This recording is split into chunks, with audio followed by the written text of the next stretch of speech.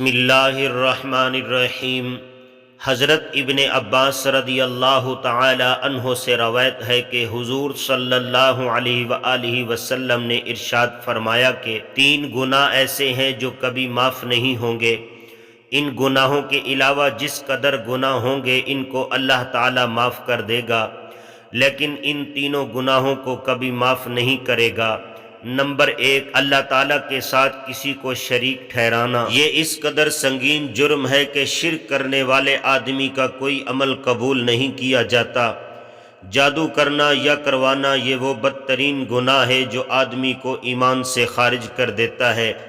اپنے مسلمان بھائی کے ساتھ حسد کرنا یہ ایسا زہریلا گناہ ہے جو آدمی کی سالہ سال کی تمام نمازیں، تلاوت، صدقات اور دیگر عبادات ایک لمحے میں برباد کر دیتا ہے۔ یعنی اگر کوئی آدمی ان گناہوں سے توبہ کیے بغیر مر جاتا ہے تو اس کو معاف نہیں کیا جائے گا۔ ان گناہوں کے علاوہ جتنے گناہ ہوں گے اگر اللہ تعالیٰ چاہے گا تو معاف فرما دے گا، لہٰذا ان گناہوں سے بچنے کی کوشش کرنی چاہیے۔ اللہ پاک ہر کسی کو اپنی حفظ و امان میں رکھے اور ہمیشہ اپنی ہدایت کے راستے پر چلائے۔ کفر اور شرک کے علاوہ جتنے کبیرہ گناہ ہیں وہ سب توبہ سے معاف ہو سکتے ہیں، بشرطے کہ توبہ سچی ہو۔ سچی توبہ کا مطلب یہ ہے کہ دل سے پشیمانی ہو، اس گناہ کو فوراً ترک کر دیا جائے اور آئندہ نہ کرنے کا پختہ عزم ہو، اور اگر اس گناہ کی وجہ سے کسی کی حق تلفی ہوئی ہو تو اس کی ادائیگی یا تلافی کی کوشش شروع کر دی جائے۔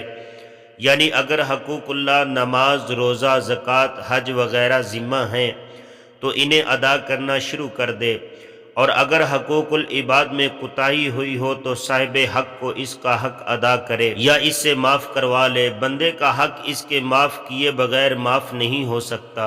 حقوق العباد کے متعلق گناہوں سے توبہ کی تکمیل کے لیے یہ ضروری شرط ہے۔ اللہ تعالیٰ کی رحمت ہر چیز سے وسیع ہے، وہ کسی کو بے شمار گناہوں کے باوجود بھی معاف کر کے جنت میں داخل کر سکتا ہے۔ تاہم یہ بھی یاد رکھے کہ رحمت اور معافی کی امید پر گناہوں میں مبتلا ہونا عقل مندی نہیں، حماقت ہے۔ حدیث پاک میں ایسے شخص کو بے وقوف کہا گیا ہے جو خواہش نفس کی پیروی کرے اور اللہ تعالیٰ سے امیدیں اور آرزو لگائے رکھے کہ وہ کریم ہے، معاف کر دے گا، جبکہ عقل مند اس شخص کو قرار دیا گیا ہے جو اپنے نفس کو قابو میں رکھے اور آخرت کی تیاری کرے۔ مسلمان کی شان یہ ہے کہ جس کام سے اللہ تعالیٰ یا رسول اللہ صلی اللہ علیہ وآلہ وسلم نے ناراضگی کا اظہار فرما دیا اس کام کے قریب بھی نہ جائے۔